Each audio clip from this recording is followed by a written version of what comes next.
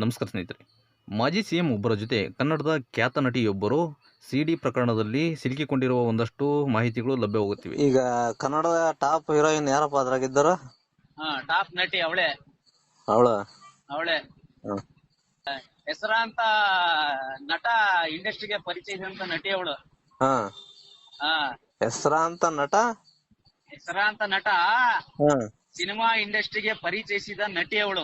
ಹೆಸರಾಂತ ನಟಿ. ಸರಿ ಬಿಡ, ಗೊತ್ತಾಯ್ತು. ಇನ್ನು ಜಾಸ್ತಿ ಹಿಂಟ್ ಕೊಡೋದ್ ಬೇಡಲ್ಲ. ಹಾ ಯಾರ ಬುಲ್ಬುಲ್ ಅಂತ ಜನಕ ಬಿಟ್ಬಿಟ್ರೆ ಮುಗ್ದೋಗುತ್ತೆ. ಅವರು ಆ ಟೈಮಲ್ಲಿ ಕನ್ನಡ ಇಂಡಸ್ಟ್ರಿಯಲ್ಲಿ ಇರುವಂತಹ ಒಂದು ಹೆಸರಾಂತ ನಟಿಯನ್ನ ಆ ಒಂದು ಹಣದ ಆಮಿಷ ಒಡ್ಡಿ ಬಳಸ್ಕೊಂಡಿದ್ದಾರೆ ಅನ್ನೋದು ಇತ್ತೀಚೆಗೆ ಸಾಕಷ್ಟು ಸುದ್ದಿ ಆಗ್ತಾ ಇದೆ. ಮತ್ತೆ ಕೆಲವರು ಆಂಧ್ರ ನಟಿಯರು ಅಂತ ಹೇಳ್ತಾ ಇದಾರ. ಇಲ್ಲ, ಆಂಧ್ರ ನಟಿಯರಂತ ಅದೆಲ್ಲ ಊಹಾಪೋಹಗಳು, ಗಾಳಿ ಸುದ್ದಿಗಳು, ಅದು ರೂಮರ್ಸ್ ಓಡಾಡ್ತಾ ಇದೆ. ಆದ್ರೆ ಕನ್ನಡದ ಹೆಸರಾಂತ ನಟರೊಬ್ಬರು ಇಂಡಸ್ಟ್ರಿಗೆ ಪರಿಚಯಿಸಿದಂತ ಒಬ್ಬ ನಟಿ ಇನ್ನೂ ಕೂಡ ಮದುವೆ ಆಗಿಲ್ಲ.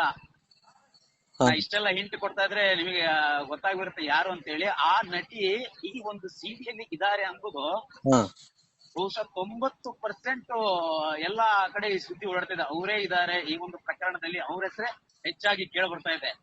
ಅಂದ್ರೆ ಜನ ಯಾರ ಬುಲ್ಬುಲ್ ಅಂತ ಕಂಡುಹಿಡಿಬೇಕಾತ ಏನೀಗ? ಜನರಿಗೆ ಆ ಒಂದು ಟೆನ್ಷನ್ ಇದೆ. ಅಂದ್ರೆ ಅವರನ್ನ ಸಾಕಷ್ಟು ದೊಡ್ಡ ದೊಡ್ಡ ವೇದಿಕೆಗಳಲ್ಲೂ ಕೂಡ ನೋಡಿದ್ದಾರೆ, ಕಾರ್ಯಕ್ರಮಗಳಲ್ಲೂ ನೋಡಿದ್ದಾರೆ, ಸಾಕಷ್ಟು ಒಳ್ಳೊಳ್ಳೆ ಸಿನಿಮಾಗಳನ್ನು ಕೂಡ ಅವರು ಕನ್ನಡ ಇಂಡಸ್ಟ್ರಿ ಕೊಟ್ಟಿದ್ದಾರೆ.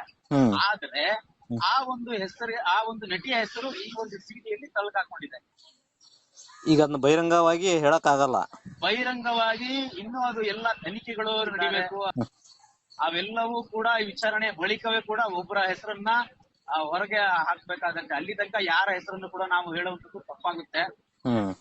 ಹಾಗಾಗಿ ಆ ಸಿಡಿ ಒಂದು ಪ್ರಕರಣದಲ್ಲಿ ಅವ್ರ ಹೆಸರೇ ಹೈಲೈಟ್ ಆಗಿ ಎದ್ದು ಕಾಣ್ತಾ ಇದೆ.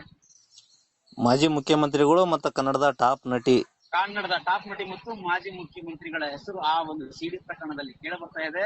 ಹಾಗಾಗಿ ಜಗದೀಶ್ ಅವರು, ಲಾಯರ್ ಅವರು ಈ ಒಂದು ಸುದ್ದಿಯನ್ನ ತುಂಬಾ ದೊಡ್ಡ ಮಟ್ಟದಲ್ಲಿ ಮಾಡ್ತಾ ಇದ್ರು. ಬಟ್ ಇದೆಲ್ಲೋ ಅವರು